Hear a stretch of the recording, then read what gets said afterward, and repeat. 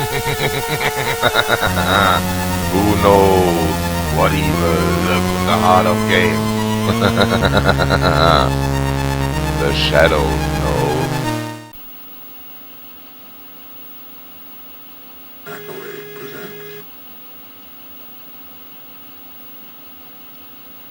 Hi, I'm the Shadow Snows and I'm back with another Let's Compare video. Tonight I'm going to compare the game Test Drive on the Commodore 64 and the Atari ST and the Commodore Amiga. And I don't know why there is this noise in the background when the samples are played. So yeah. And this was one of the first games that I played on the C64 and later on the Amiga. This was, I think, one of the first 10 games I actually played on the Amiga. I even played this on a friend's Amiga before I got my own. And yeah, this game basically blew me away on the Amiga.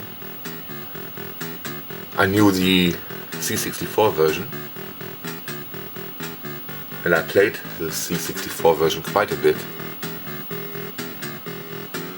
Because, yeah, back in the days, this was quite an impressive game. I think it was the first game where you could buy a normal supercar. Yeah, or not so supercar, because it's a Lotus S3 Turbo. Yeah. 2.2 liter 4-cylinder engine is not what makes a supercar, or yeah, this is more like it. Lamborghini Countach.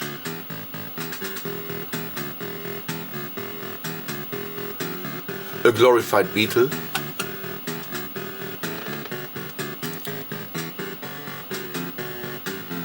Of course, your run-of-the-mill Ferrari of that time.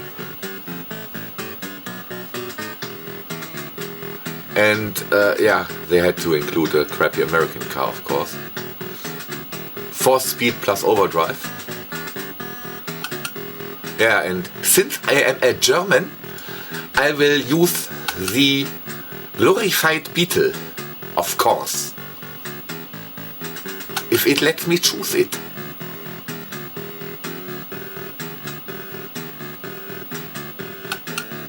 Hey. Yeah, there's my glorified Beetle. 3.3 liter flat 6 engine. 282 brake horsepower, which is probably that what tuned Volkswagen Golf has these days. Yeah, was sufficient enough for a sports car in the mid to late 80s. And I had quite some trouble with the C64 version because the, I think, most popular crack from nostalgia will not work on my original Commodore 64 with the, I think it was the most popular hardware speeder from that era, SpeedDOS. It crashes my floppy. As all nostalgia cracks basically do. They probably run perfectly fine on a 1581 or those fancy other more modern floppy drives, and it probably runs perfectly well from those SD card devices, but it does not run on an original Commodore 64 equipped with SpeedDOS. Yeah, this was why this was a good game back in the days, impressive one, because it actually feels sort of like you're sitting in a glorified Beetle. They tried to replicate the cockpit as good as possible. Yeah, that's my radar warner. And it controls actually quite well. Oh, yeah. I'm not driving quite well, but it controls quite well.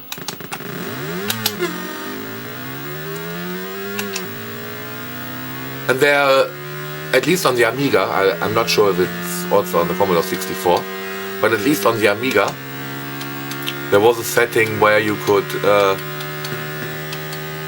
set the transmission up so that you have to do the actual movement of the stick with your joystick, which makes it, yeah, sort of more realistic, but incredibly hard. Yeah, and the glorified Beetle does not drive that great.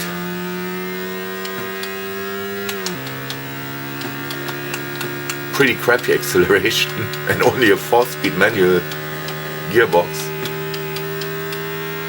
Yeah, but I think you could actually order a Porsche with a 4-speed transmission back in the days.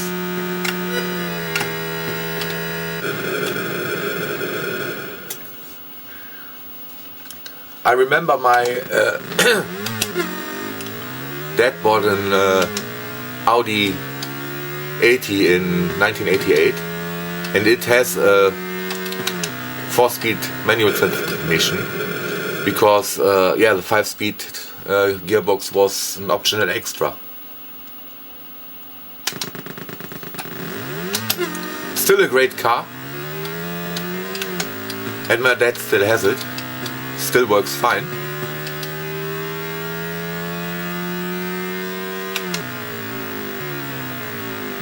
Oh, I think it's game over. Time out.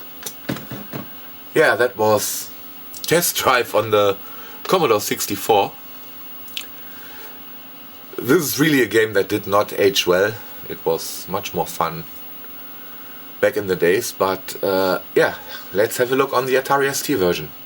Or is there a fancy game over screen?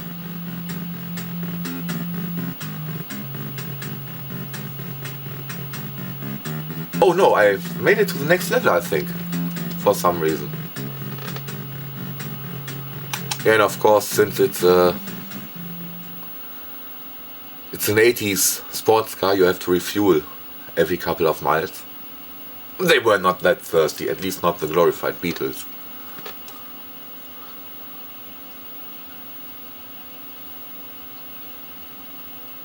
Yeah, but I think I'll definitely quit after this level.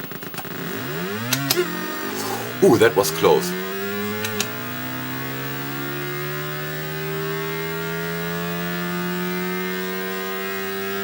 Yeah, engine noise is pretty standard for a C64.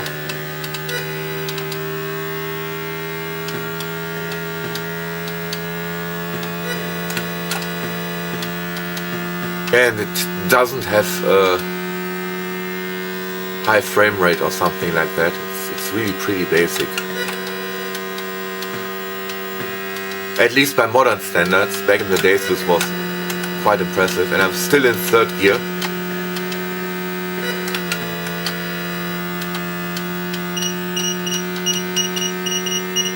Yeah, speed trap, I don't care. Because in a glorified Beetle you can even outrun the police in 3rd gear. Yeah, and if Top Gear would have had this car back in the days, oops, the Channel 5 copy would have been 4th gear.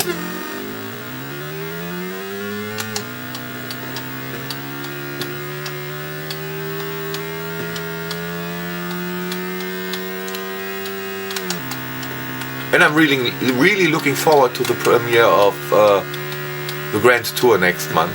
I think it's in November. And I hope I can upload this video in October. I'm recording this on October the 3rd, so I almost have the entire month.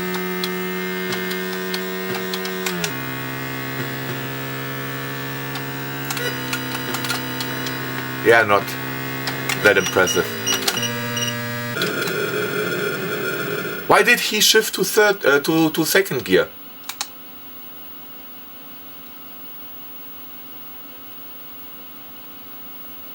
Okay, it's the game over. So I think I have completely ruined my engine. Yeah, let's have a look on the Atari ST version.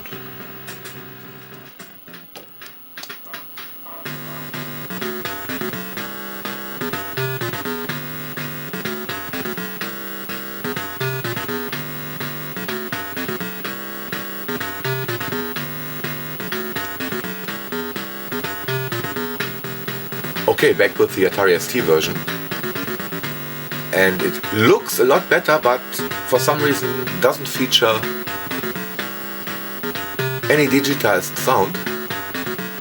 Yeah. Let's see how it plays.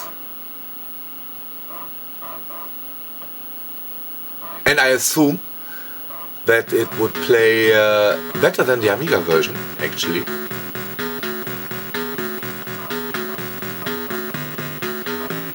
Because I assume the Amiga version is just a lazy port, and the ST has a faster CPU, which is quite beneficial in... Yeah, and he knows me. He knows that I want to choose the glorified Beetle again. Let's see what other cards it has to offer. I think the same as the Commodore 64 version, just far more beautiful pictures. Yeah.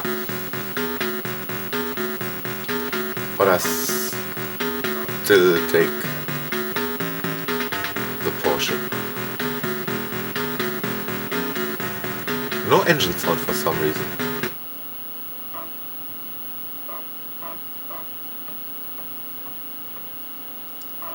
And so far, the loading times are actually quite bearable.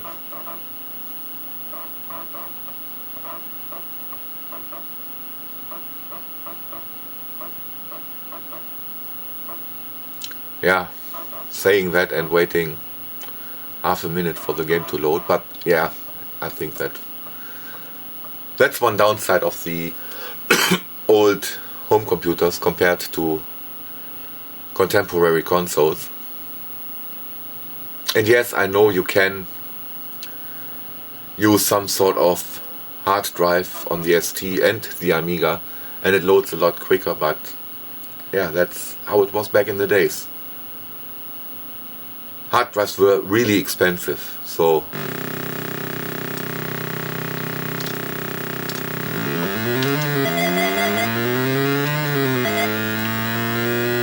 yeah, the engine noise is really crappy.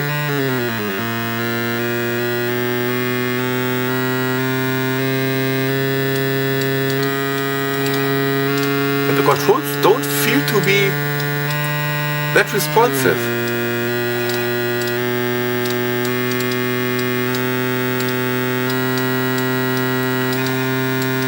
Yeah, but still much better than on the C64. Oh, the noise is horrible. And why does it show me the gear lever?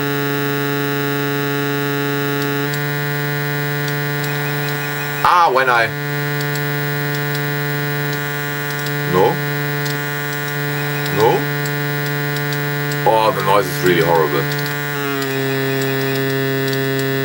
Oh, it's even worse at that frequency.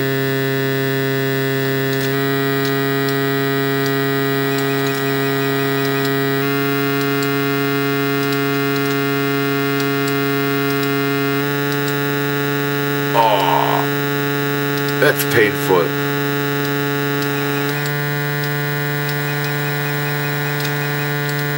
Yeah, but it feels... Oh, and there was a sign indicating the gas station. Oh, I turned down the volume a little.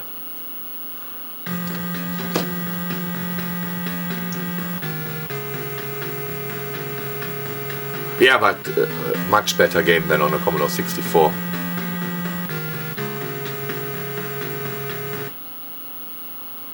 Watch out for potholes. So they've been to Germany recently.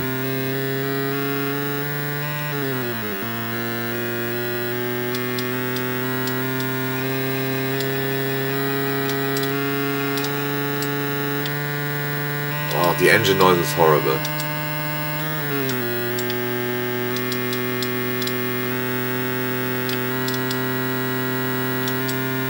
Yeah, but still, it's a better game on the Atari ST. Still quite low frame rate, but yeah, much better graphics, and frame rate is, even though it's still quite low,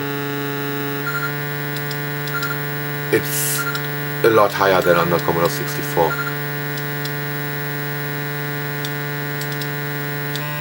Yeah, I would have been quite impressed by this back in the days. Probably not as much as with the Amiga version, because it has much better audio. But for this game, definitely the ST is an upgrade to the Commodore 64. No doubt about that. Just not in the audio department.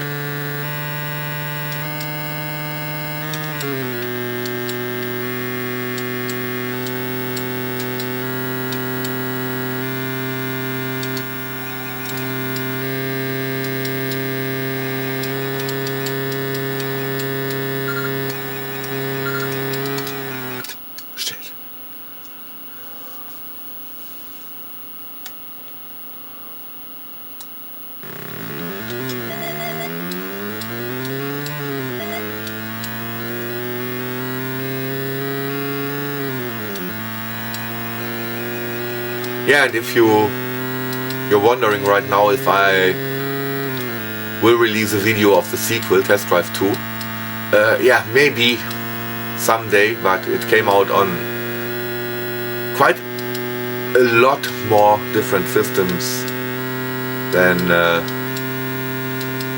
the original one, so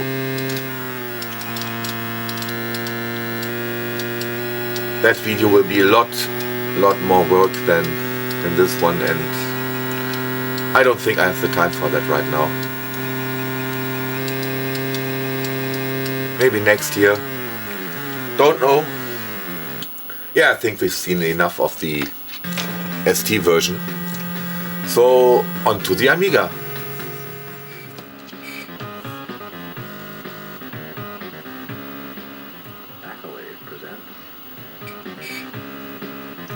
Yeah, that's the proper intro as I remember it. Yeah, without the shit the crackers wrote.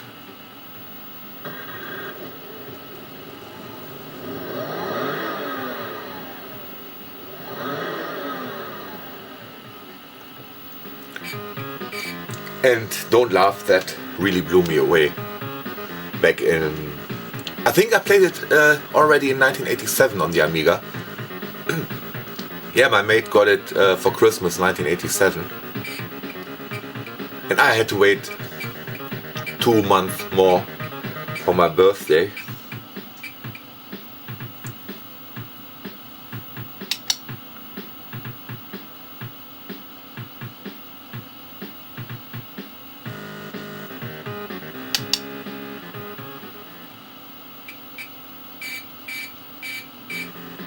Yeah, I really think this was quite an impressive game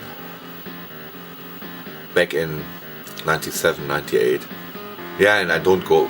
Do I go through the cars? Yes, I do. Of course I do. And it takes quite a bit longer than on the ST, because it has to load every car. So maybe it's not a lazy port and it actually uses the more colors, or it's supposed to run on an 250k stock Amiga 1000, but I don't think so. I think it needed the expansion to 512k. Yeah, and that was one of the stupidest decisions of Commodore, to sell the Amiga with only 256 kilobytes of memory, because yeah, you can't do much with 512k. You basically, if you want to do anything but gaming with an Amiga, you need at least 1 megabyte. At least in my opinion. And basically, if you want to play games released after 1990, you also need the 1 megabyte for gaming. Yeah, and the 1 megabyte expansion became incredibly cheap later on, so yeah, that's definitely a must-have. If you want to get an Amiga, get one with 1 megabyte of memory. And I'm not quite sure, but I think they have redrawn the graphics for the Amiga.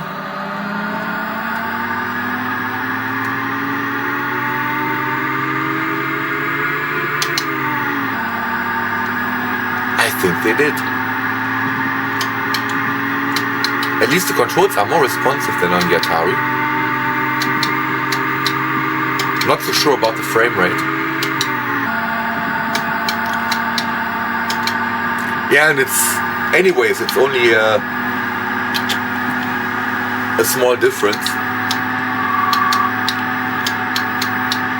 Not more than 15%, I think. No, but I don't think the ST does run faster. I might be maybe wrong, but no. ST version is still more impressive than the Commodore 64 version, but this is a better game than the ST version.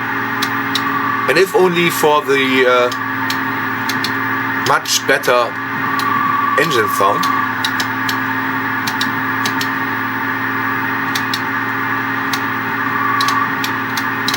And for the more responsive controls. No, this is definitely better on the Amiga than on the Atari ST, and the 140 is miles, of course, not kilometers. And don't ask me what 140 miles is in kilometers per hour. More than 200, I assume. Yeah, definitely more than 200, but actually not that fast by modern standards.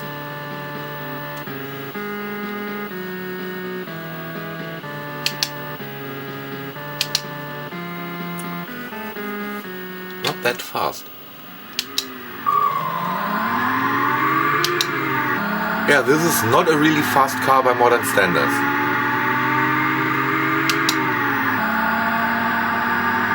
Probably your average 5er BMW will outrun this car.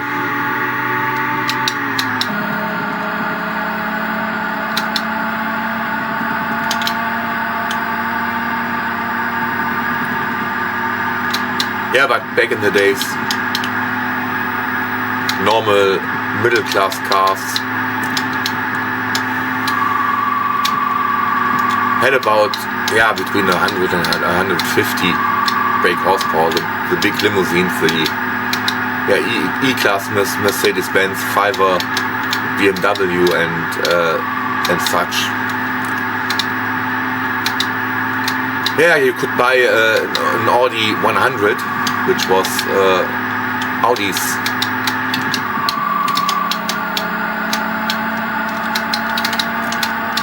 entrance in the Mercedes E-Class class competition. And I'm pretty sure you could buy it with the 75 brake horsepower petrol engine, or at 87 you probably had to buy the 90 brake horsepower engine. So yeah, back in the days this was quite a fast car, and I think the fastest E-Class Mercedes, no, I think they didn't have faster than the 2.8 liter 6-cylinder with, I think it had a 180 brake horsepower. Nice car, by the way, nice car. But I prefer the diesel models. Yeah, I really like diesel cars.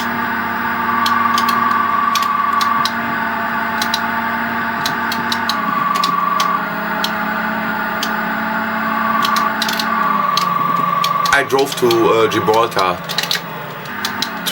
twice in a vintage Mercedes diesel, and yeah, 60 brake horsepower are enough to move a 1.5 ton limousine at a decent speed. Yeah, depends on what you call decent.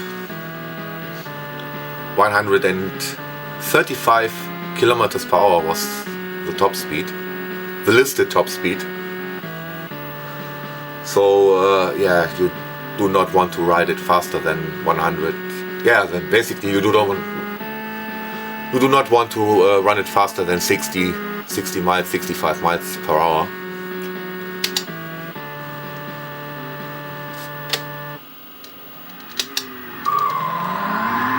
But it was a fun trip. Both of them were quite fun. Yeah, fun but completely different.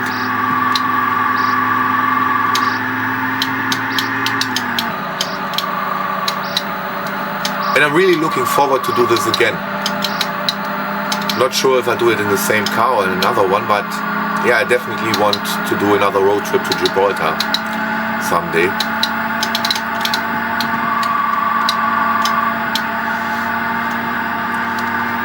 But I also would like to do a road trip to Scandinavia someday.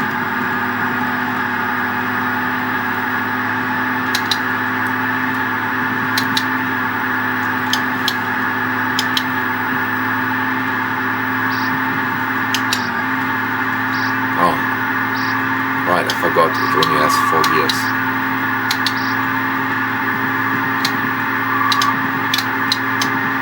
Yeah, I really like those long road trips.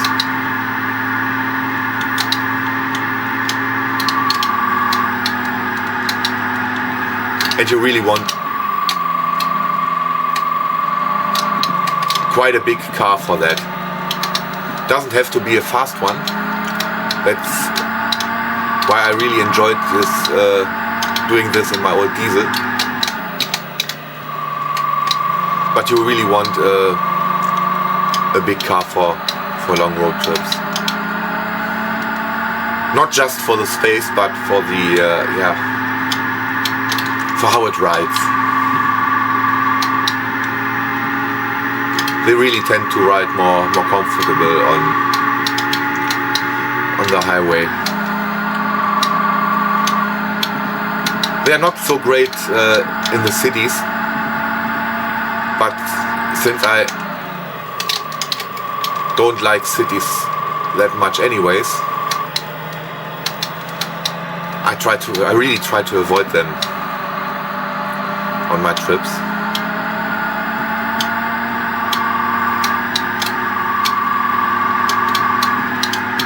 Yeah, but it's really quite expensive to do a road trip nowadays. Would be much cheaper to fly to Gibraltar. I think what I paid as for toll, and I did not have to pay much toll in Spain, because at least on the route I've taken, at least the one on the second trip, where I did not run along the coast, the Mediterranean Sea, but I went straight through near the Portuguese border.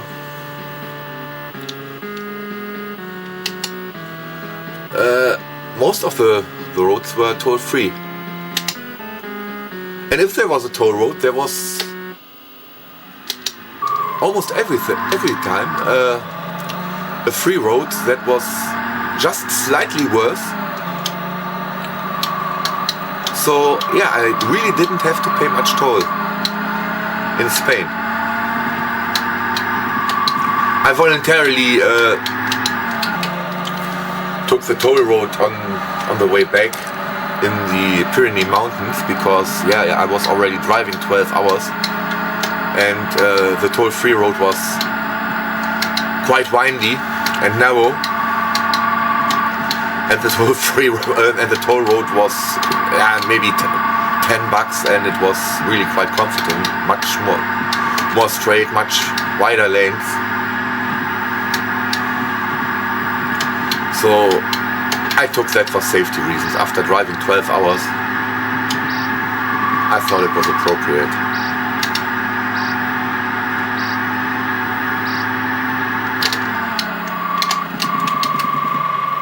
Shit. Yeah, driving for 12 hours sounds bad, but it actually isn't. If you don't do it regularly and you're in a comfortable car and you're not under any time pressure, so you can take your time and yeah, take a speed that's not exhausting. To me, long trip driving is like sitting in my chair in my living room.